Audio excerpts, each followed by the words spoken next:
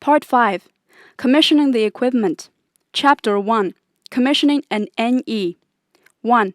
Powering on the equipment. Before powering on the equipment, ensure that the following requirements are met. 1. The equipment hardware installation has been completed and has passed the installation check. 2. The input power is available. 3. The input power has been turned off. 4. The system power and ODU power switches on the PXC and IF boards respectively are turned to O, which means off. Connect a multimeter at the input power supply, for example, the output terminal of the cabinet power distribution box, to test the voltage and polarity of the input power. When the nominal voltage of the input power is negative 48 voltage, the test voltage should be negative 57.6 to negative 38.4 voltage. When the nominal voltage of the input power is negative 60 voltage, the test voltage should be negative 72 to negative 48 voltage. Then turn on the input power. Set the system power switch on the PXC board to I. Set the ODU power switch on the IF board to I, that is, close the circuit. The equipment needs 3 to 5 minutes to fully start. 2. Logging into the NE and modifying the NE ID. After the equipment is normally started, start the web LCT for configuring the equipment. Note: the LM system used for demonstration in this course is web LCT V2R4CO2B019. The actual commissioning depends on the version of the MM system you use. Use a network cable to connect the network port of the computer to the NM port of the optics RTM600. Set the IP address of the computer. The IP address of the computer is in the 129.9.0.0 network session. The subnet mask is 255.255.0.0. For example, 129.9.0.12. Double-click the Web LCT icon on the desktop to display the Web LCT interface. The default username is admin, and the password is T2000. Click Login to enter NE list. Click NE Search, and the Search NE dialog box is displayed. The default domain is 129.9.255.255. Click the Search NE button to start searching NEs in the default network section. After the NEs are searched, click End Search. Then click the Add NE button. A dialog box is displayed indicating that the operation is successful and confirms if you want to log in to the NE. Click OK. Click Cancel in the Search NE dialog box. The added NEs are listed in NE list. Click the NE you are going to log into. Then click the NE Login button. The NE Login dialog box is displayed. Enter the default username, which is root, and the password, which is password. Click OK to log into the NE, and you can view the information of NE ID, NE name, equipment type, alarm status, gateway type, gateway IP address, communication status, and login status. Then click NE Explorer or double-click the NE in NE list to enter the NE Explorer interface. Select the NE from the object tree. Choose Configuration NE attribute from the function tree. Refer to the network planning and modify the NE name and NE ID. It is recommended that you add the NE ID before the NE name. Click Apply to modify the NE name. Then, click Modify NE ID and enter the NE ID specified in the network planning. Click OK. A dialog box confirms if you want to make the modification. Click Yes. The NE is reset. Close the NE Explorer and remove the NE from the NE list. After the NE is reset, search and add it again. Note that the name and ID of the NE have been modified. Then log into the NE. Open the NE Explorer. 3. Quick configuration. Note: 1. Quick configuration clears all the configuration data at the NE side. This operation is applicable to the initial installation and commissioning only. 2. Quick configuration is applicable to PDH microwave. Ensure that all boards are online. When the service board contains line boards or more than 2 IF boards, quick configuration is not supported. 3. The following operations are carried out on a 1+0 non-protection system. For a 1+1 protection system, you need to configure the IF 1+1 protection before you configure IF attributes. Display the NE Explorer. Select the NE from the object tree. Choose Configuration, Quick Configuration from the function tree. The Quick Configuration dialog box is displayed. A dialog box confirms the operation, and click Next. The dialog box confirms the operation again, and click Next. The NE Panel dialog box is displayed. Confirm the board configuration and click Next. Referring to the microwave design, set the parameters of the IF attributes. Click Next. Select the time slots as planned. Click Next. Click Clock Configuration and enter the clock configuration data as planned. Then, click Configure AutoWire and enter the AutoWire phone number as planned. Click Next. Confirm the correctness of the configuration data and click Next. Click Apply. The web LCT automatically issues all of configuration data to the NE side. Click Close and the configuration is completed. Select the NE from the object tree. Choose Configuration, NE Time Synchronization from the function tree. In the display dialog box, set Synchronous Mode to NM. Click Apply. Select the NE from the object tree. Choose Configuration, Alarm, Alarm Suppression from the function tree. You can select Suppressed or Not Suppressed to suppress or not suppress certain alarms. Click Apply. To restore the alarm suppression to the initial configuration, click Default and then click Apply. Select the NE from the object tree. Choose Configuration, Performance, NE Performance, Monitor Time. In the NE Performance Monitor Time tab, select the NE that you want to set. Select Enable for a 15-minute performance monitor and 24-hour performance monitor. Click Apply. 4. General Configuration.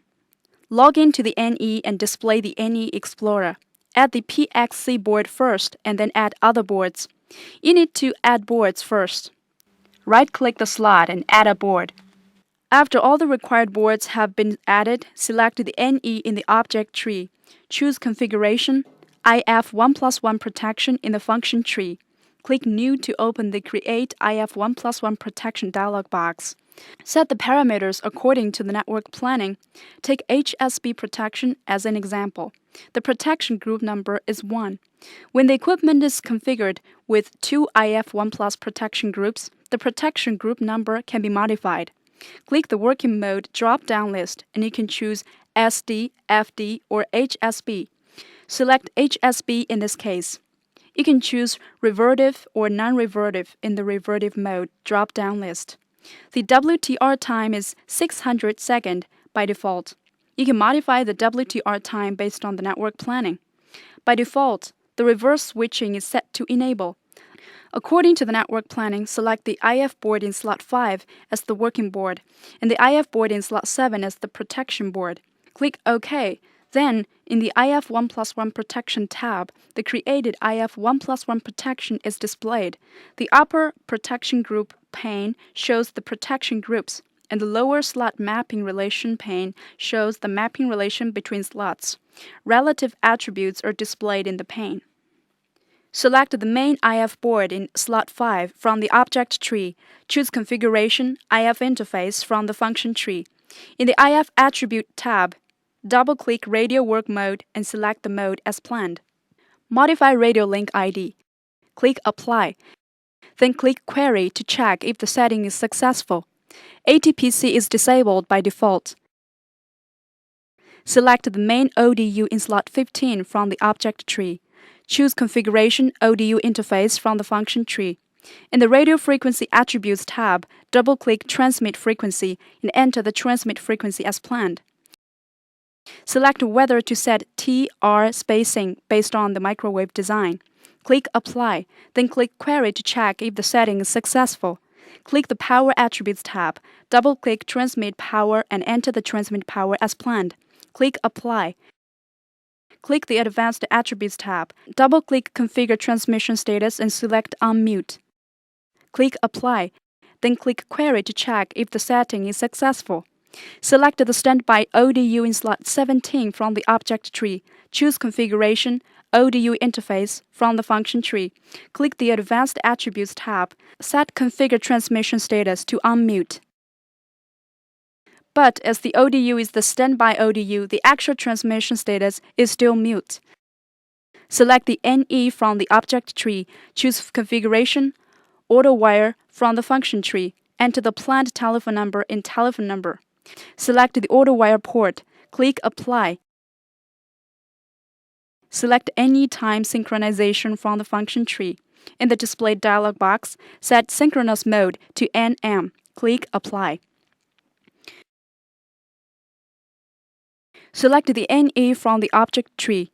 Choose Configuration, Cross-Connection Configuration from the function tree. Click New. The Create SDH Service tab is displayed. Referring to the network design, set the parameters. Select the planned service level in the level drop-down list. Select VC12 in this case. Select Bidirectional in the direction drop-down list. Select the PH1 board in slot 8 in the source drop-down list. Enter 1 to 4 in the source time slot range field. Select the IF board in slot 5 in the sync drop-down list. Adopt the default values for sync port and sync VC4. Enter 1 to 4 in the sync time slot range field. Click OK. You can check the attributes of the created service in the Cross-Connection Configuration tab. You can click Create SNCP in the Cross-Connection Configuration tab to create the SNCP service. In the Create SNCP Service dialog box, configure the parameters as planned. The attributes you need to set include service type, level, derivative, mode, direction, hold-off time, and WTR time. Then set source, source port, source VC4, and source time slot range, respectively, for the working service and protection service. Finally, set sync, sync port, sync VC4, and sync time slot range. Click OK. You can check the attributes of the created SNCP service in the Cross-Connection Configuration tab. Select the NE from the object tree. Choose Configuration, Clock Source Priority. Click Create. The Add Clock Source dialog box is displayed. Referring to the network planning, select the clock source to be added. Click OK. You can change the clock priority level by selecting the clock source and clicking the up and down button. Click Apply. Choose Configuration, Clock Subnet Configuration from the function tree. In the Clock Subnet tab, set Affiliated Subnet and Protection Status as planned. Click Apply. Also referring to the network planning, set Clock Quality, SSM Output Control, and Clock ID status. Following the method introduced in the Quick Configuration, adjust the Alarm Management function. Enable 15-minute Performance Monitor and 24-hour Performance Monitor.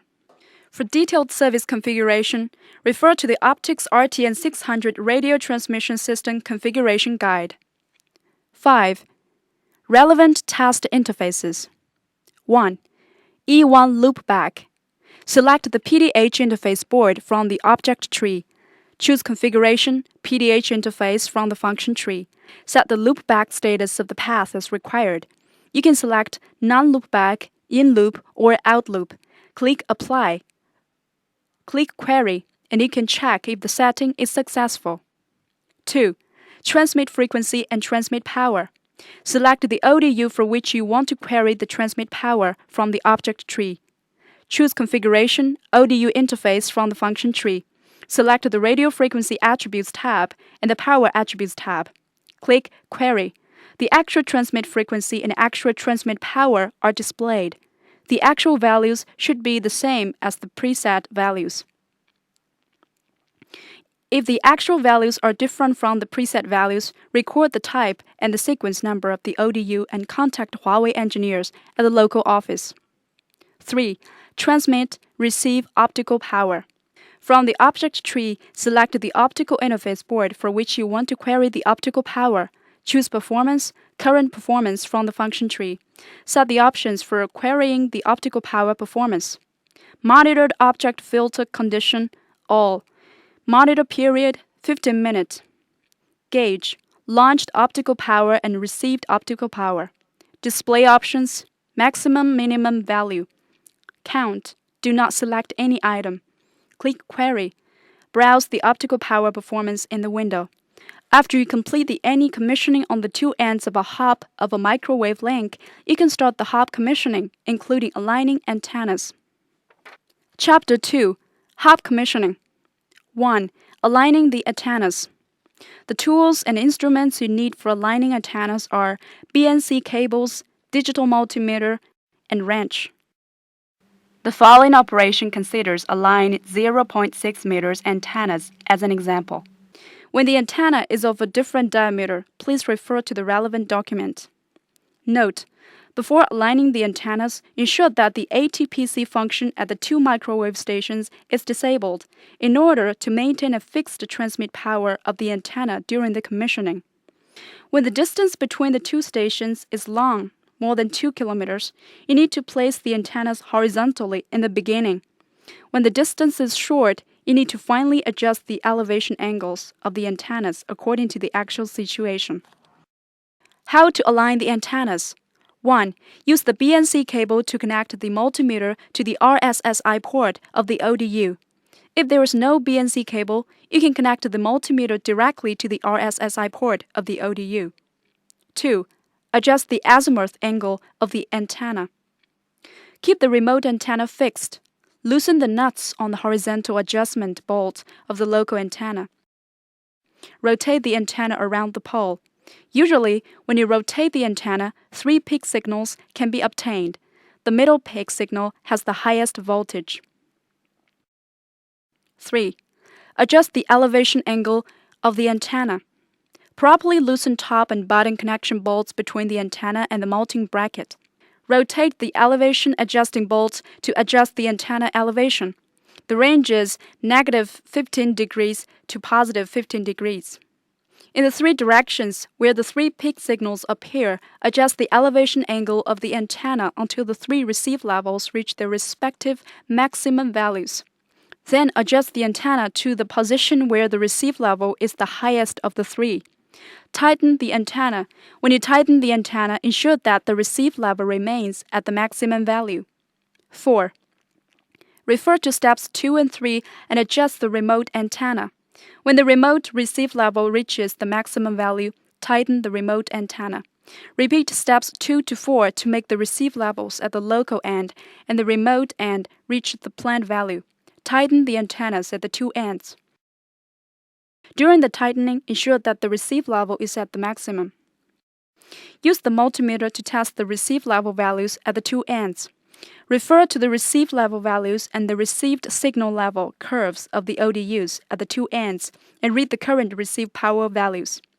The actual receive power should be the same as the planned value. The difference should range from -3 dBm to +3 dBm. Note: for a 1+1 protection system, it is suggested that you turn off the power of the standby ODU before you adjust the antenna. 2. Relevant test interface. 1. Testing the ECC. Log into the web LCT and start searching NEs. If the ECC is normal, the web LCT can search the local NE and the remote NE. To add NEs, you can hold down the control key and use the mouse to select multiple NEs you want. Click NE Login. Select the Use Same Username and Password to Login checkbox. Enter the username and the password. Click OK. If the login status of the two NEs displays logged in, the ECC test is successful. 2. Testing the auto-wire phone. Dial the auto-wire phone of the opposite station. If the call is successful and the conversation quality is good, the auto-wire phone test is successful. 3. Testing the IF 1+1 protection. Select the NE from the object tree. Choose Configuration, IF 1+1 protection from the function tree. Make sure that the status of the IF 1+1 protection is normal. That is, make sure that the IF board in slot 5 is the working board at the equipment side. Turn off the power of the main ODU and check the switching status. If the IF board in slot 7 is displayed in the active board of device fields, the switching is successful. To test the IF 1+1 protection switching, you can also right-click Working Board or Protection Board in the slot mapping relation pane and select Forced Switch to Working or Forced Switch to Protection.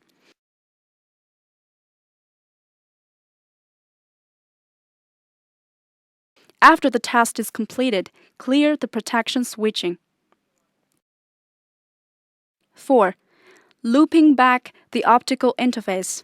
Select the optical interface board on which you want to perform the loopback operation from the object tree.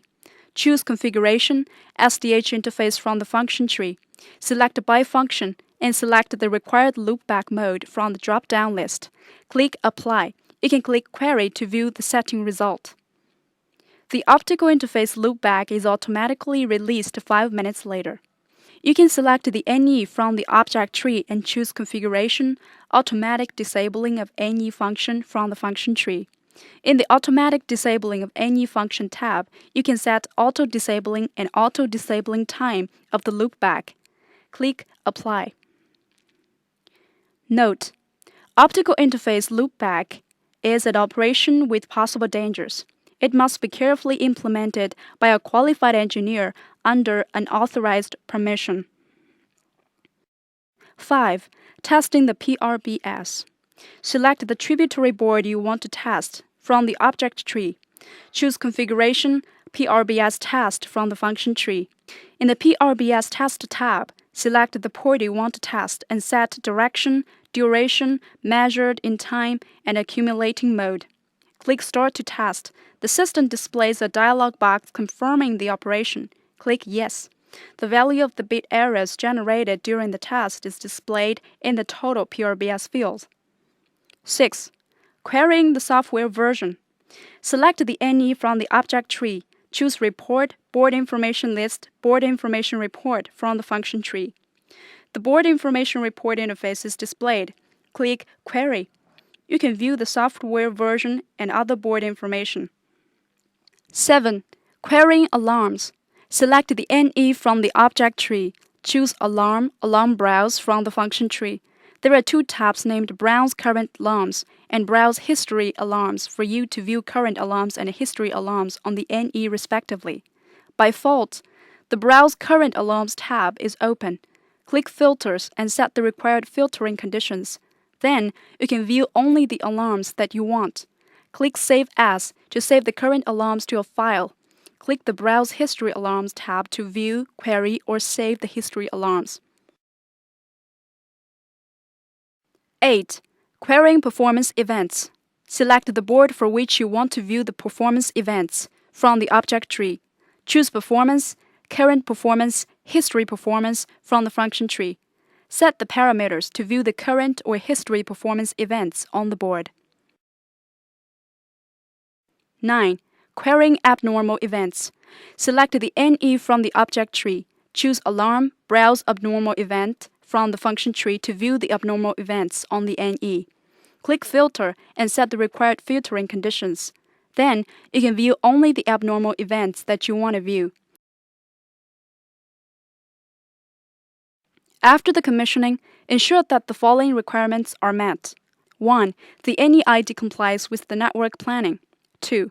The NE time is synchronous with the NM time. 3. The board status is normal. 4. The software version is correct. 5. The clock priority level is set as planned. 6. The current alarms have rational reasons. 7. The cross-connection, IF 1+1 protection, and board 1+1 protection are configured as planned. 8. The IF board and ODU are configured as planned. Make sure that the equipment operates normally and all the items to be checked comply with the network planning. That's all for this course. Thanks for your attention.